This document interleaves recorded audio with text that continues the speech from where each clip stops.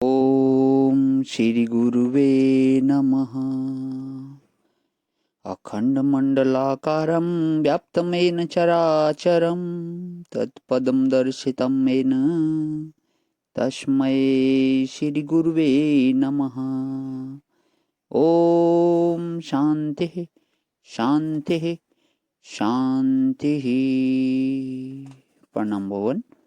वेदांत सार संग्रह परमहंस दंडी स्वामी श्रीमद हंसानंद सरस्वती जी महाराज का दिव्य ग्रंथ, जिसमें भगवान प्रश्नोत्तरी अध्याय चल रहा है और अर्जुन के भगवान श्री कृष्ण से अपनी जिज्ञासाएं, उनके प्रश्न बहुत ही गूढ़ रहस्यमयी और गुरुदेव की परम वाणी में उनकी बहुत ही सरल शब्दों में व्याख्या।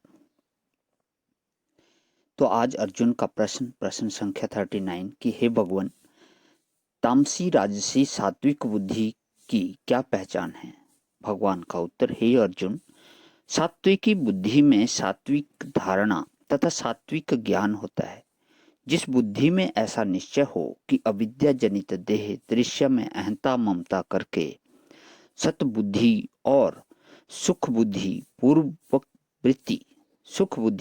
वृत्ति बंधन का कारण है तथा आत्मा के शुद्ध निर्गुण निर्लेप असंग अकर्ता व्यापक स्वरूप के साक्षात्कार के द्वारा अविद्या नाश करके देह दृश्य में अहंता ममता व सतबुद्धि व सुख बुद्धि तथा कर्तृत्व भोक्तृत्व भ्रांति को निवृत्त कर देने से ही मोक्ष सिद्ध होता है।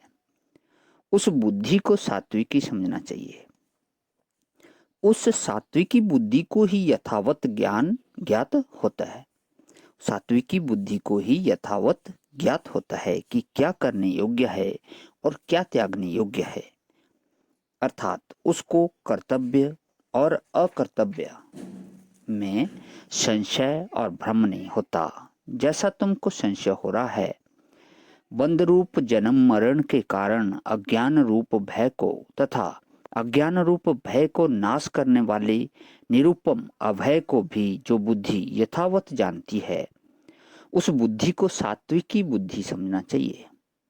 उस सात्विकी बुद्धि को ही यह निश्चय होता है कि अविद्या तथा अविद्या जनित अहंता ममता पूर्वक देह दृश्य का भान ही बंध है तथा मुझ सर्व अधिष्ठान सर्वात्मा सच्चिदानंद परमार्थ रूप वासुदेव से जीव का शुद्ध स्वरूप उसी प्रकार अभिन्न है जैसे घटाकाश से महाकाश अभिन्न होता है और आत्मा से अभिन्न निर्गुण स्वरूप ब्रह्म में प्रपंच का अतंत भाव है। सात्विकी बुद्धि में इस प्रकार के ज्ञान होने पर ही अज्ञान सहित जन्म मरण रूप दुख की अत्यंत निवृत्ति और सर्व आत्मा अधिष्ठान परमानंद स्वरूप मुझ वासुदेव की अभिन्न रूप से प्राप्ति होती है। इसी को मोक्ष कहते हैं। सात्विक बुद्धि में ही मोक्ष का यथावत ज्ञान होता है।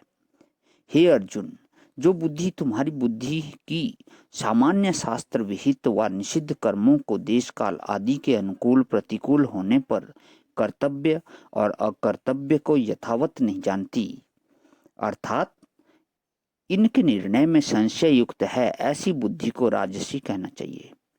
जैसे चतुर्थ आश्रमी सन्यासी को कोई कितना भी कष्ट दे तब भी हिंसा करना उसका कर्तव्य नहीं, पर राजा को न्यायपूर्वक प्राप्त हुए युद्ध में अन्यायकारी शत्रुओं की हिंसा करना ही कर्तव्य है तथा अहिंसा का पालन अकर्तव्य है। परंतु युद्ध में राजा यदि यह संशय करे कि मेरे लिए हिंसा कर्तव्य है या अहिंसा, तो उसकी बुद्धि को राजसी समझना चाहिए। यदि वह लाख समझाने पर भी यही निश्चय करे कि युद्ध में हिंसा करना महान पाप है तथा हिंसा से बचने के लिए युद्ध से भाग जाना ही परम धर्म है, तो उसकी बुद्धि को तामसी समझना चाहिए। तामसी बुद्धि की यही पहचान है कि संपूर्ण पदार्थों को विपरीत ग्रहण करती है, अर्थात दुख को सुख और सुख को दुख तथा सत्य को असत्य और असत्य को सत्य और अनात्मा को आत्मा व आत्मा को अनात्मा तथा कर्तव्य को अकर्ता व अकर्ता को कर्ता और धर्म को अधर्म। ये गीता के अध्याय 18वें में श्लोक संख्या 30, 31, 32 में आया हुआ है। हे अर्जुन, राजस तामस गुणों का त्याग करके सात्विकी बुद्धि बनाना चाहिए, क्योंकि सात्विकी बुद्धि से ही सात्विक सुख की प्राप्ति होती है, जिसके प्राप्त होने पर दुखों की अत्यंत निवृत्ति हो जाती है और जीव कृत्य कृत्य हो जाता है। प्रणाम भगवान। ओम शांति शांति शांति।